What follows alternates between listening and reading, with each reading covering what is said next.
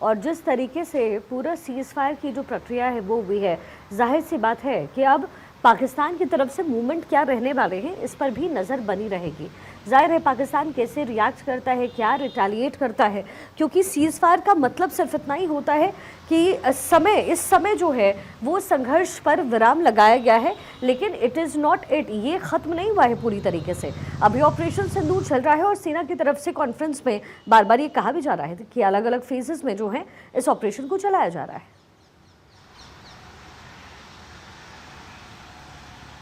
देखिए, कल एयरफोर्स ने पहले एक्स पोस्ट पर अपना पोस्ट डाल करके एक्स पर उसको क्लियर कर दिया कि ऑपरेशन सिंदूर जारी है। आज डीजीएमओ ने भी साफ तौर पर कह दिया कि हमारी सेनाएं पूरी तरह से तैयार हैं। इसका मतलब कि एयर डिफेंस सिस्टम हो, नेवी हो या फिर जो थल सेनाएं हैं वो पूरी तरह से सतर्क हैं, मुस्तैद हैं और पाकिस्तान अगर कुछ कार्रवाई करने की कोशिश करता है तो उसका मुंहतोड़ जवाब देने के लिए पूरी तरह से मुस्तैदी बरती जा रही है। उसके बीच में प्रधानमंत्री नरेंद्र मोदी का संबोधन और जैसा मैंने जिक्र किया कि डीजीएमओ की जो बातचीत वो उस पर काफ़ी कुछ निर्भर करेगा कि पाकिस्तान अपनी ओर से किस तरह का जो प्रस्ताव है रखता है। जिस तरह से सीज फायर का ऐलान किया गया उससे पहले डीजीएमओ की पाकिस्तान डीजीएमओ से बातचीत हुई और उसके बाद ये फैसला लिया गया कि सीज फायर का ऐलान किया जाता है। लेकिन साफ तौर पर है कि क्योंकि ऑपरेशन सिंदूर जारी है तो ये मान के चलना चाहिए कि अभी तक सिर्फ संघर्ष विराम है। अगर पाकिस्तान कुछ रिटेलिएट करने की कोशिश करता है या कुछ उकसाने की कार्रवाई करता है तो निश्चित रूप से उसके खिलाफ और जोरदार कार्रवाई की जाएगी। प्रधानमंत्री के संबोधन में ये सब मुझे लगता है कि प्रमुख मुद्दा रहने वाला है और देश को संबोधन में निश्चित रूप से वो आश्वस्त करने की कोशिश करेंगे कि ऐसी कार्रवाई खास करके जो काराना हरकत आतंकियों द्वारा की गई, पाकिस्तान द्वारा की गई, पहलगाम में आतंकी हमले किए गए, उसके बाद सेना ने जिस तरह से जवाब दिया, जिस तरह से एयरस्ट्राइक की गई और उसके बाद पाकिस्तान ने जब फायरिंग करनी शुरू कर दी, अपने ड्रोन भेजने शुरू कर दिए, मिसाइल्स का आक्रमण शुरू कर दिया, सेना ने उसको पूरी तरह से डिफेंस को एक्टिवेट कर एयर डिफेंस सिस्टम से उसके तमाम मिसाइल्स को नष्ट किया, जिसमें चीनी मिसाइल्स शामिल थी और साथ ही साथ तुर्की से जो ड्रोन्स मंगाए गए थे वो भी शामिल थे। भारत ने जब जवाबी कार्रवाई की वहाँ के तमाम जो एयरबेस कैंप थे उसको भी नष्ट हुआ है और विजुअल बाकायदा आज डीजीएमओ ने सभी के सामने रखा कि किस तरह से वहाँ एयरबेस को नुकसान पहुँचा है, किस तरह से वहाँ पर क्रेटर आए हैं। और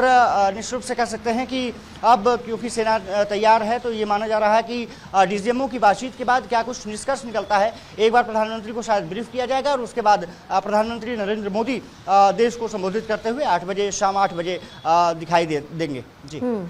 बिल्कुल, और सेना की तरफ से लगातार ऑपरेशन को लेकर के इन्फॉर्मेशन भी दी जा रही है। दोनों देशों के डीजीएमओ आपस में बातचीत कर सकते हैं। आज शाम 5 बजे हॉटलाइन पर दोनों की बातचीत हो सकती है। पहले आज का ही दिन था, लगभग 12 बजे का समय था, लेकिन इस समय को एक्सटेंड किया गया। अक्षय, इसको लेकर के कोई इन्फॉर्मेशन आपके पास? देखिए, एक्सटेंड इसलिए किया गया था ताकि जो प्रधानमंत्री आवास पर बैठक चल रही थी उस समय सभी जो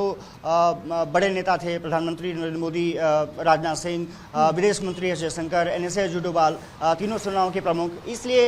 ये माना जा रहा है कि जो समय है वो बदला गया और अब ये कहा जा रहा है कि 5 साढ़े 5 बजे के आसपास का समय होगा जब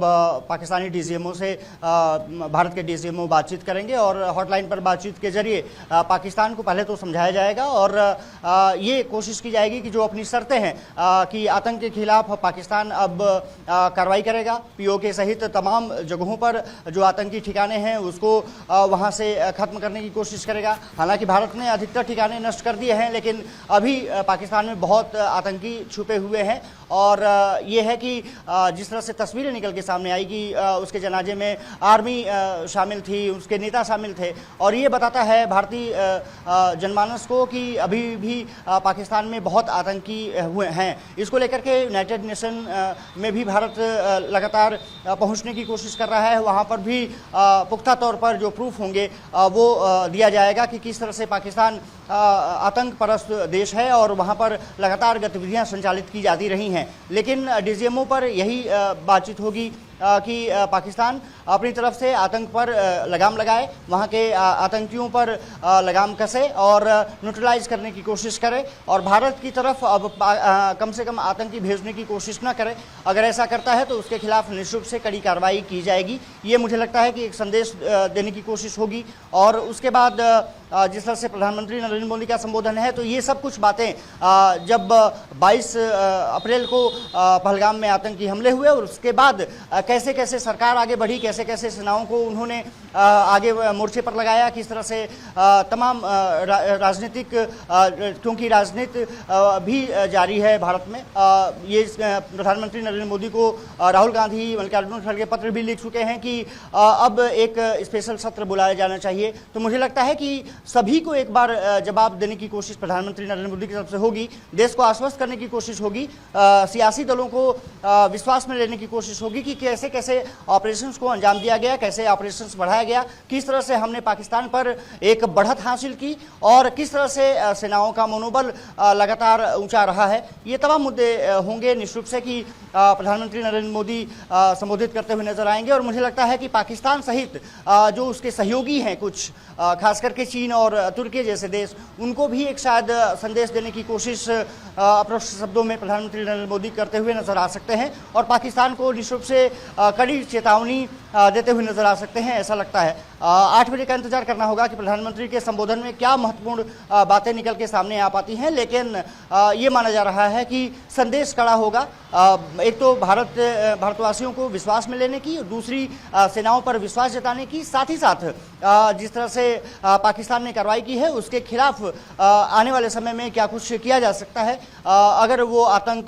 का रास्ता नहीं छोड़ता है तो निश्चित रूप से कह सकते हैं कि इन मुद्दों पर प्रधानमंत्री का संबोधन मुझे लगता है कि ज़्यादा फोकस रहने वाला है। और प्रधानमंत्री जब भी संबोधित देश को करते हैं वो महत्वपूर्ण मुद्दे होते हैं। ये महत्वपूर्ण मुद्दा निश्चित रूप से आया है। सीज फायर का अब ऐलान है, लेकिन डीसीएमओ की बातचीत पर सब कुछ निर्भर करेगा कि पॉइंट ऑफ एजेंडा जो भारत सरकार ने तय किया है उस पर पाकिस्तान कितना खरा उतर रहा है, उसकी तरफ से क्या आश्वासन मिले हैं। हालांकि ये तय है कि उस आश्वासन पर कभी विश्वास नहीं किया जा सकता है, क्योंकि पाकिस्तान ने कई बार ऐसे आश्वासन दिए हैं और उसके बाद आतंकी गतिविधियों को उन्होंने अंजाम दिया है, सेनाओं को उन्होंने मोर्चे पर लगाया है। और आपने देखा होगा कि सीज फायर का ऐलान करने के बावजूद भी सीज फायर का उल्लंघन जिस तरह से पाकिस्तान ने किया वो निश्चित रूप से उस पर विश्वास नहीं किया जा सकता है। लेकिन डीसीएमओ की बातचीत और उसके बाद प्रधानमंत्री नरेंद्र मोदी के संबोधन पर मुझे लगता है कि बहुत कुछ निर्भर करेगा कि देश किस तरह से आगे बढ़ रहा है और ऑपरेशन जो सिंदूर है वो किस दिशा में आगे बढ़ रहा है। जी चलिए, बहुत बहुत शुक्रिया अक्षय इस पूरी इन्फॉर्मेशन के लिए। तो देखिए, आज रात 8 बजे प्रधानमंत्री मोदी का संबोधन होने वाला है और जाहिर है दुनिया भर की नजर इस पर रहेगी।